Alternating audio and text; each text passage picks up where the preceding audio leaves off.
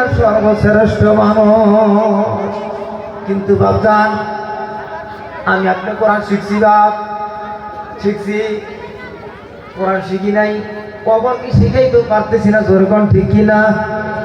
আমার নবী ঘোষণা দিলে, ও বান্দা, তুমি নবী বলেন আমার উম্মতেরা, তুমি যদি কোরআন পড়াটা শিখো নাই, তোমার একটা ছেলে কেউ যদি কোরআন শিক্ষা দিতে পারো, তাও তোমার জান্নাতের একটা রাস্তা খোলা থাকবে।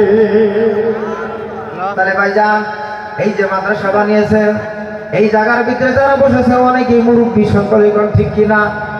মুরব্বী যারা হয়েছে, কেউ বাবা হয়েছেন, কেউ দাদা হয়েছেন, কেউ নানা হয়েছেন, আপনাদের অনুরোধ করে বলে যাই, নিজের নাতি হোক, ছেলে হোক বা ভাতিজা হোক, একটা ছেলে এই মাদ্রাসায় দিবে।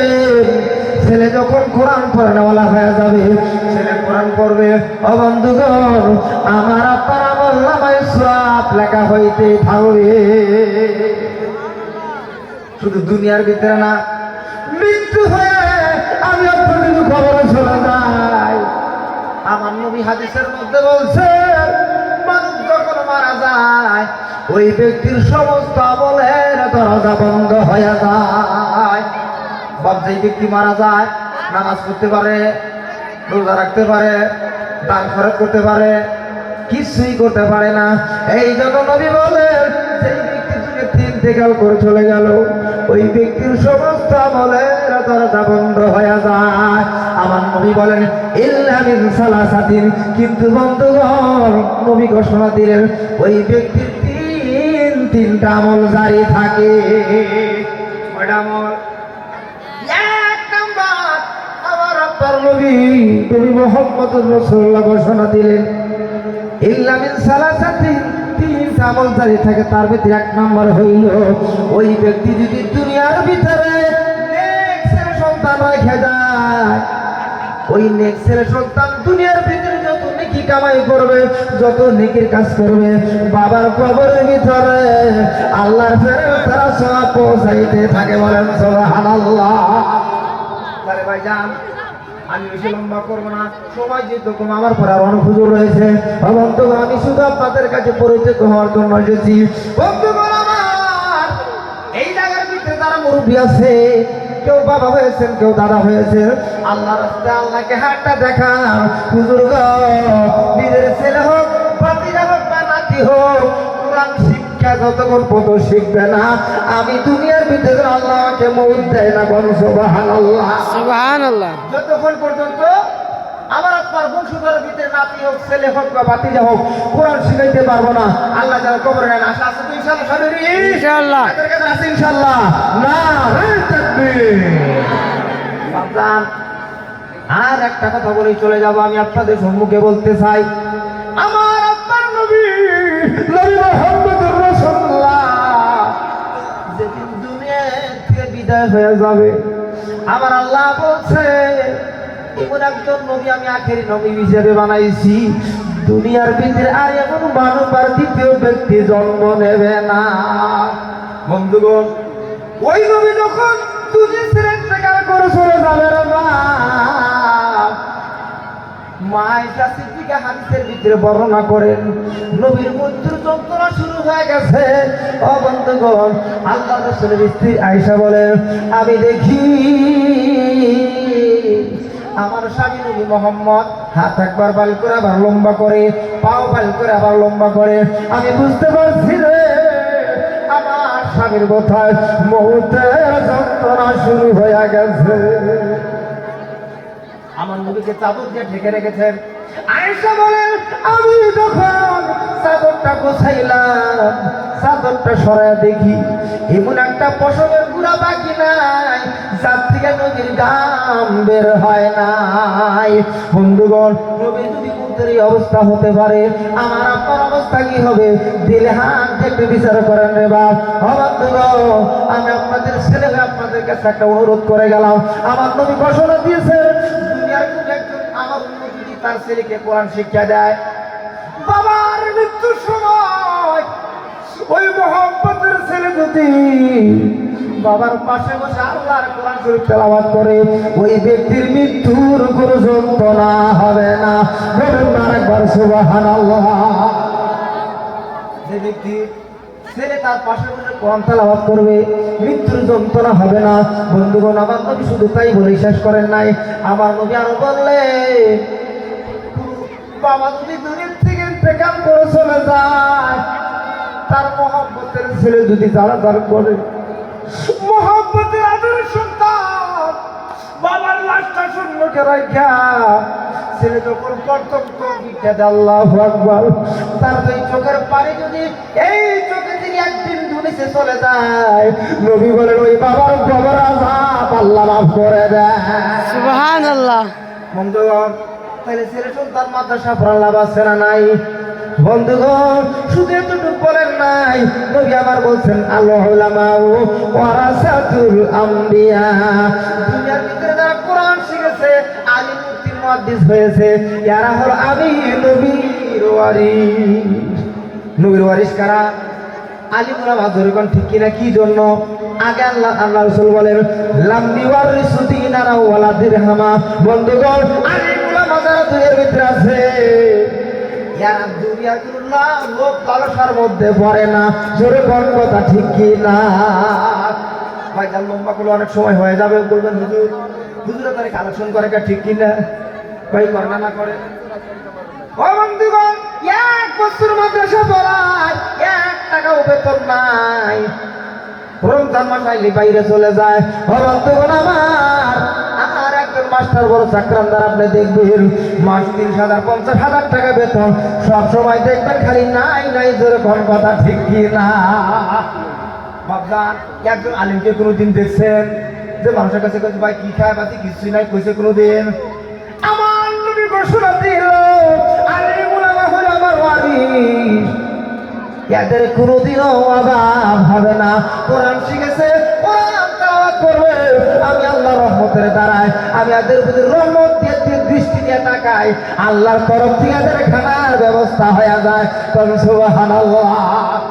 তাহলে ভাইজান, আল্লাহর রাস্তায় ওয়াদা করছেন ইনশাআল্লাহ, নিজের ছেলে হোক নাতি হোক ভাতিজা হোক কোরআন শিক্ষা দিবেন তো ইনশাআল্লাহ। ও বাপ, কোরআন শিক্ষার এত ফজিলত। আমার নবী বলেন দুনিয়ার ভিতরে কোন বান্দা যদি কোরআন তেলাওয়াত করে, ওই ব্যক্তি কোরআন শরীফ তেলাওয়াত করলো না, নবী বলেন ওই ব্যক্তি আল্লাহর সঙ্গে কথা বলে। কোরআন শরীফটা কার কিতাব বাপ? কার কিতাব? আল্লাহর। নবী হাদিসের মধ্যে বলেন কোরআন এমন একটা কিতাব, ও বাবাজি কান দিয়ে বলতে শুরু করবে কোরআন শরীফের একটা হরফ পড়লে আমার নবী বলেন ওই ব্যক্তির আমলনামায় 10টা নেকি লেখা হয়ে যায়। কয়টা নেকি বাপ? কেন কোরআন শরীফের এত ফজিলত কেন? আপনারা শুনেছেন আল্লাহ রাব্বুল আলামিন এই দুনিয়ার ভিতরে 4টা আসমানি কিতাব দুনিয়ার ভিতরে অবতীর্ণ করেছেন। বলেন ঠিক কিনা? তাওরীত, জাবুর, ইনজিল, শেষ মুহূর্তে আসলো কোরআন। বন্ধুগণ, এই যে তাওরীত, জাবুর, ইনজিল 3টা কিতাবের নাম বললাম, বাপজান আল্লাহ রাব্বুল আলামিন এই 3খানা কিতাব 3টা নবীকে দিলেন। আস্তে আস্তে দেয় নাই, পুরা কিতাব একবার নবীকে দিয়েছেন। বলেন ঠিক কি না? আর আল্লাহ বলেন ফেরেশতারা কোরআন এমন একখানা কিতাব, এই কিতাব একবার নবীর প্রতি নাযিল করা যাবে না। 1 বছর 2 বছর ধরে বাপ সুদীর্ঘ 23টা বছরে আল্লাহ রাব্বুল আলামিন কোরআন শরীফ অবতীর্ণ করেছে। কয় বছরে? 23 বছরে। ও বন্ধু, 12টা মাসের ভিতরে রমজান মাসের ফজিলত সবচেয়ে বেশি। জোরে কোন ঠিক কি না? আমার নবী ঘোষণা দিল দুনিয়ার কোন মানুষ যদি একটা রোজা রাখে রমজান মাসে, যদি বন্ধুগণ 1 রাকাত ফরজ নামাজ আদায় করে, ওই ব্যক্তির আমলনামায় 70 রাকাত ফরজ নামাজের সওয়াব লেখা হয়ে যায়। একটা ফরজ করলে কয়টা ফরজের নেকি? 70 ফরজের নেকি। বন্ধুগণ মনে বড় ব্যথা, রমজান মাস আলী মানুষের বেমার বেশি হয়। জোরে কোন কথা ঠিক কি না? রোজা রাখে না এই বছরে একবার। বন্ধুগণ আল্লাহ বলেন কোরআন শরীফের এত ফজিলত কেন এটা আল্লাহ কোরআনে বলে দিয়েছেন শাহরু রমাযানাল্লাযী উনজিলা ফীহিল কোরআন। ও বন্ধুগণ, আল্লাহ বলেন আমি এই পবিত্র মাহে রমজানে আমি আল্লাহ কোরআন শরীফ অবতীর্ণ করেছি। এই জন্য কোরআন শরীফের এত ফজিলত, দুনিয়ার কোনো মানুষ যদি কোরআন শেখে ওই ব্যক্তির দুনিয়া আখিরাতের মধ্যে কোনো অভাব থাকবে না। বলেন সুবহানাল্লাহ। ভাইজান, এই যে মাদ্রাসা আজকে আপনারা দেখতেছেন, মাদ্রাসার ইতিহাসের একটা ঘটনা বলে আমি শেষ করতেছি। বন্ধুগণ, মাদ্রাসা সর্বপ্রথম কে বানাইলেন আপনারা জানেন? জানেন কেউ? আসহাবে সুফফা নামের একটা জায়গায় নবী আমার মাদ্রাসা খুললেন। ওই মাদ্রাসার প্রথম স্টুডেন্ট হলো আবু হুরায়রা। সুবহানাল্লাহ। কিতাব খুলবেন হাদিসের দেখবেন আবু হুরায়রার নামটা বেশি আসে না নাই? কারণ হইলো প্রথম স্টুডেন্ট। আমি ওই কথা বলি না, আসলাম এই ভারতবর্ষে আমরা কোন দেশের মানুষ ভাই? ভারতবর্ষের মানুষ, ঠিক কিনা? এই ভারতবর্ষের জমিনে আল্লাহ বলি কাসিম নানতুবি রহমাতুল্লাহ আলাইহি দারুল উলুম দেওবন্দের ভিতরে বাচ্চানে একটা মাদ্রাসা বানাবেন, তার মনোভাব কিন্তু টাকা পয়সা নাই, অভাব। কি দিয়ে মাদ্রাসা বানাবে?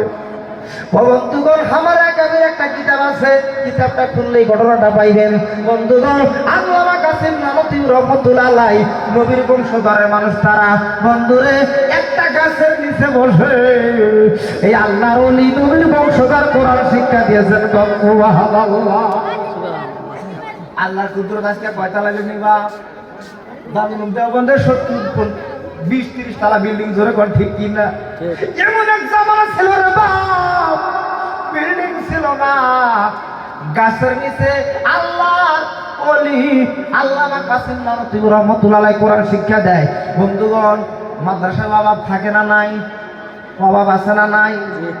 একদিন তার স্ত্রী ডাক দেখায়, স্বামী এই আল্লাহর ফেরেশতাদের কাছে কি খাওয়াইবেন? বাড়িতে খাওয়ানোর মতো কোনো ব্যবস্থা না। আল্লাহর ওলি ভাইজান, নবীর বংশধর, স্ত্রীকে ডাক দেখায়, স্ত্রী তাহলে একটা চাদর দাও, আমি একটা চাদর নিয়ে ট্রেন স্টেশনে চলে যাব, কুলিগিরি করে কুলির কর্ম করে আমি আল্লাহর মেহমানদের খানা খাওয়াবো। বলেন সুবহানাল্লাহ। কিসের কাজ করবে বাপ? কুলি। এখন ভাইজান, যারা স্টেশনে কুলিগিরি করে, এখন লাইসেন্স আছে না নাই? আপনি গেলে কুলিগিরি করে দিব? আল্লাহর ওলি কাসিম নানতুবি রহমাতুল্লাহ আলাইহি একটা চাদর নিয়ে আস্তে আস্তে চলে গেলেন রেল স্টেশনে। যা কুলিকে বলতেছে, ভাই গো, আমি হইলাম নতুন কুলি, আমার কি একটা কাজ দিতে পারবা? আমার একটা কাজের খুব দরকার। মানুষে বলে কেন? আল্লাহর ওলি ডাক দিয়ে কয়, ভাইজান, আমার বাড়ির ভিতরে মেহমানরা আল্লাহর ফেরেশতারা আজকে সারাদিন কিছু খায় না। কুলিরা কয় চলে যান, নতুন ফকিরে ভিক্ষা বানান। পুরান ফকিরে ভিক্ষা নাই, নতুন ফকিরে টানাটানি, ঠিক কিনা?